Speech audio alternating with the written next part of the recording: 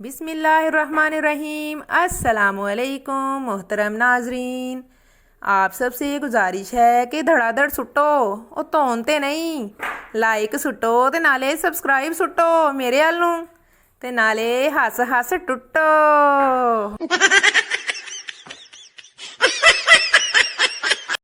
एक खातून के शोहर का नाम मक्खन था, लिहाजा लफ्ज़ मक्खन उसने कभी अपनी ज़ुबान पर ना लाया था। एक दफ़ा वो लस्सी रिड़क रही थी, एक पड़ोसन उसके पास आकर बैठ गई और उसने तहैया किया कि आज तो इसके शोहर का नाम कहलवा के रहूंगी।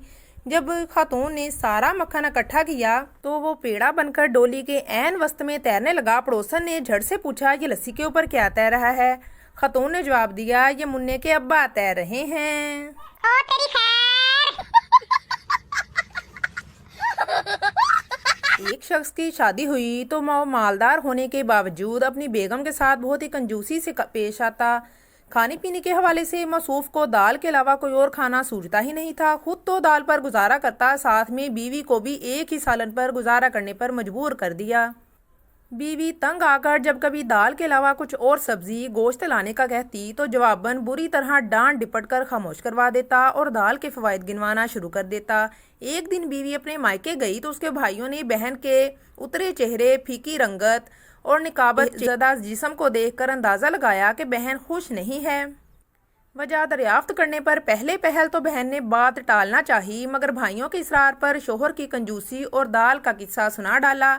भाइयों ने कहा कि इसका मामला हम पर छोड़ दो, बस ये नींद की गोली ले जाकर उसके खाने में डाल देना। बहन ने वापस घर आकर शोहर के लिए उसकी मनपसंद डिश दाल बनाई और नींद की गोली उसके सालन में डालकर उसे खिला दी। अब शोहर जैसे ही नींद की गहरी वादियों में उतरा तो उस औरत के भाइयों ने आकर पहले उसे कफन में लपेटा, फिर उसकी चारपाई एक अंधेरे तारीक कमरे में ले गए। जैसे ही वो नींद की वादियों की सैर से वापस आया तो अपने आप को कफन में मलफूफ पाकर समझा कि शायद उसकी मौत हो चुकी है। उसके गुमान को यकीन में बदलने के लिए औरत के दो भाई दुनियावी मुनकर नकीर बनकर हाजिर हुए और सवालात का सिलसिला शुरू किया। तेरा रब कौन है? बखील, रब्बी अल्लाह। तेरा दीन कौन सा है? दीन इस्लाम। नबी कौन है? हज़रत मोहम्मद सल्लल्लाहु अलैहि वसल्लम।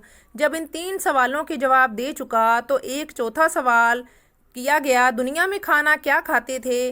अब की बार जवाब दिया, मैंने तो दाल के अलावा कभी कोई खाना चखा ही नहीं। अब इस जवाब पर यह कहते हुए उसकी पकड़ हो गई कि दाल के अलावा कभी कुछ क्यों नहीं खाया, जबकि अल्लाह ने फरमाया, हमारी अता करदा पाकीज़ा रिज़्क में से खूब जी भर कर खाओ। लिहाजा अब तुम्हारी सज़ा ये है कि तुम्हें क़यामत तक कोड़े मारे जाएं, और ये कि इस पर कोड़ों की ऐसी बरसात की गई कि बेचारा बेहोश हो गया। अब फौरन उसे वापस उसी जगह लिटा दिया जहां सोया था और वापस कपड़े तब्दील कर दिए। जैसे ही उसे होश आया तो दर्द से कराहते हुए बीवी को सामने देखकर हैरानी के आलम में बोला, हैं मैं जिंदा हूँ? हाँ, तुम्हें क्या होना था भला?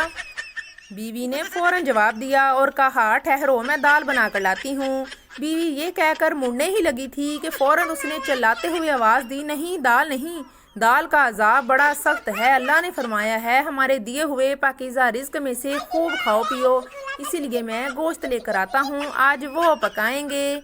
नतीजा बीवी से पंगा नहीं चंगा। हाय ओए रब्बा।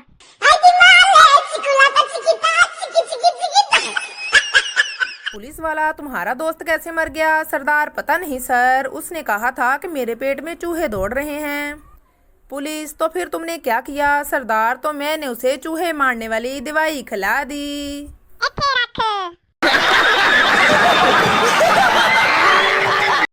मास्टर जी पिंड में बच्चों को अंग्रेजी पढ़ाते हुए, देखो बच्चों ये एम है, एम से मदर बनता है यानी माँ, जैसे नूरे की माँ। अगले दिन मास्टर जी ने बोर्ड पर डब्ल्यू लिखा और पूछा, बच्चों ये क्या है? एक बच्चा बोला, उस्ताद जी लगता है नूरे दी माँ ही है, पर पुट्ठी लमकी हुई है। मारो मुझे मारो।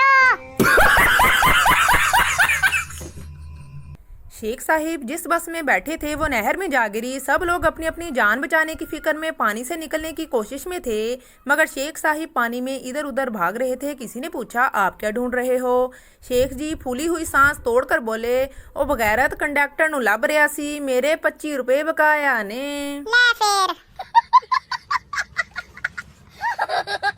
पठान के 3 बच्चे हुए, नाम रखा हसरत खान, हरकत खान, बरकत खान। پھر 3 اور بچے ہوئے، نام رکھا دریا خان، سمندر خان، سیلاب خان۔ پھر 3 اور بچے ہوئے، نام رکھا ہمت خان، حوصلہ خان، برداشت خان۔ پھر 3 اور ہوئے، اس بار بیوی نے نام رکھا بس کر خان، ہوش کر خان، رحم کر خان۔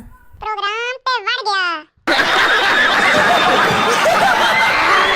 ایک پروفیسر صاحب اپنی بیوی سے زبردست لڑائی کے بعد اسٹڈی روم میں آ کر مطالعہ میں مشغول ہو گئے۔ کچھ دیر کے بعد اس کی بیگم آئی اور اپنے شوہر سے غصے میں بولی، مجھے ابھی اور اسی وقت طلاق دیجیے۔ پروفیسر صاحب نے کتاب سے نظریں اٹھائے بغیر جواب دیا، میرے پاس وقت نہیں ہے، فی الحال کسی اور سے لے لو۔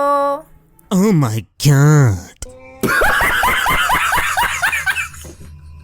ایک کنجوس کے گھر دیسی گھی کا ڈبہ تھا، مگر کسی کو کھولنے کی اجازت نہ تھی۔ کھانے کے ٹائم ہر فرد اپنی روٹی گھی کے ڈبے کے اوپر چوپڑ لیتا۔